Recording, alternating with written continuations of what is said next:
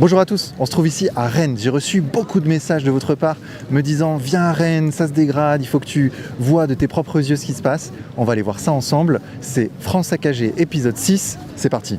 Donc là on se trouve en plein centre-ville de Rennes, à République. On vit bien ici, hein. Tranquille. Tranquille, hein. On peut dire que tranquille, Il n'y hein. a pas des quartiers plus compliqués que d'autres? Ouais, ça c'est dû à beaucoup de choses, hein. C'est dû à quoi? C'est dû à la pauvreté, à la jeunesse et une partie de la jeunesse des lycées, hein. Ouais. On peut dire ça, hein. Et on m'a dit aussi qu'il y avait un peu de trafic de drogue peut-être? Il y a du trafic partout, hein. Mais c'était pas comme ça avant. Ouais, C'était pas la réputation de Rennes, ouais, c'est pas une Rennes, plaque tournante de la drogue. Rennes d'aujourd'hui ne peut pas être Rennes de 1980, je pense. C'est vrai que moi je viens d'un pays difficile, où il y a vraiment l'insécurité. Ouais. Et je me sens en sécurité ici. C'est quoi comme pays? Le nord du Mali. Ouais, c'est compliqué là-bas. Oui, c'est chaud. Est-ce qu'il fait bon vivre? Vous habitez où par exemple? Moi j'habite juste à côté, place de Bretagne. Bon vivre, ça va, mais le soir ça craint un peu par contre. C'est vrai? Ouais. Ça c'est pas une légende, ça c'est vrai. Ouais. Le soir on est souvent sortis dans des boîtes de nuit, des trucs comme ça, et tu te fais agresser tout le temps quoi. C'est tout le temps des gens avec des couteaux, des trucs comme ça. Et en plein centre, juste là même.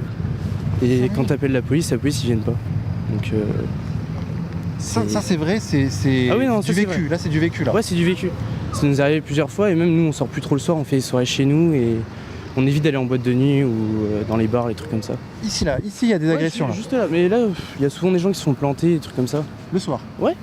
C'est Place Sainte-Anne, Charles de Gaulle et République. C'est vraiment les trois zones dans le centre. Est-ce qu'il y fait bon vivre? Est-ce que Non, moyennement. Très moyennement, depuis quelques temps. C'est une ville où il a fait vraiment très bon vivre. Moi, j'y suis né d'ailleurs. Mais depuis quelques années, c'est assez compliqué, hein. C'est assez compliqué dans le relationnel. Mais je pense que l'effet de tout ça, c'est l'effet confinement qui a fait que le comportement des gens, c'est pas qu'à Rennes, hein, un peu partout, hein. La semaine dernière, j'étais sur Paris. L'ambiance est un peu la même. Mais Rennes a beaucoup changé. Allez, je vais le dire. Par rapport à sa population, il y a une espèce de promiscuité. C'est dû à la politique de la ville. La politique de la ville qui, je crois, est générale un peu partout. Donc je ne vais pas aller plus loin dans les termes, mais ça se ressent de plus en plus. Et je pense que ça va aller très mal. Depuis septembre, dès que je sors tout le temps on se fait agresser.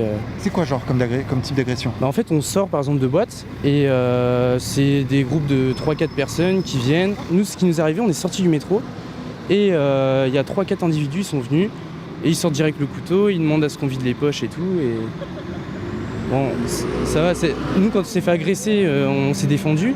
Et le problème c'est qu'après on appelle la police ils viennent une demi-heure voire 3/4 d'heure après. Donc du coup il n'y a plus rien, et quand ils viennent ils nous font oui vous viendrez déposer plainte, et quand on dépose plainte il n'y a rien, comme d'habitude quoi. Attendez, donc ils ont sorti les couteaux, Ouais. Là vous avez fait quoi? Alors moi j'ai été visé en fait, parce que j'étais dans le groupe on était 3, et j'étais tout devant, donc ce qui fait qu'ils sont venus sur moi en premier parce qu'ils pensaient que j'étais seul.